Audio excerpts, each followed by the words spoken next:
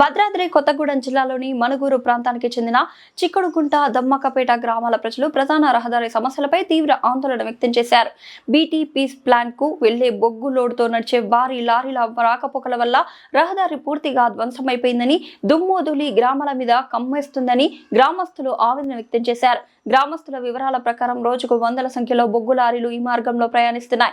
భారీ వాహనాల ఒత్తిడితో రహదారి గుంతలమయమై వాహనదారులు, పాదచారులు తీవ్ర ఇబ్బందులు పడుతున్నారు.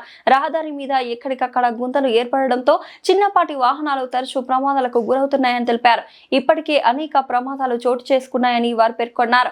దుమ్ము కారణంగా గ్రామాల్లో గాలి కాలుష్యం అధికమై చిన్నారులు, వృద్ధులు శ్వాసకోశ సమస్యలు, దగ్గు, అలర్జీ వంటి ఆరోగ్య సమస్యలతో బాధపడుతున్నారని గ్రామస్తులు ఆందోళన వ్యక్తం చేశారు. ఇళ్లలో, పాఠశాలలో, దుకాణాలలో దుమ్ము పేరుకపోవడంతో సాధారణ జీవనం కష్టమైందని తెలిపారు. కూడా వాటర్ కొట్టమంటే ఆ వాటర్ అనేది కూడా అప్పటి వరకే పరిష్కారం అవుతుంది సార్.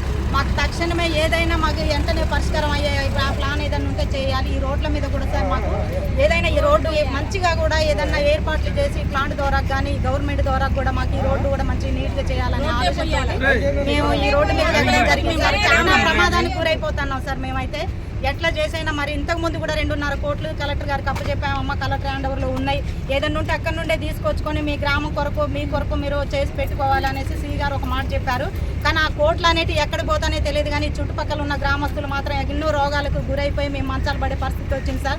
ఒక్కొక్కరికి 10 రోజులు, 20 రోజులు జ్వరాలు సార్. ఏదన్నా సెలవు వచ్చింది అని అనుకుంటే ఈ రోడ్ల మీద నీళ్లు కొట్టే దిక్కు కూడా ఉండదు సార్. ఎవరికన్నా ఫోన్ చేస్తే నాది కాదు కాంట్రాక్ట్ వేరే వాళ్ళది కాదు కాంట్రాక్ట్ వేరే ఇంకొకరిది అనేసి వాళ్ళు మాట మార్చడం జరుగుతుంది.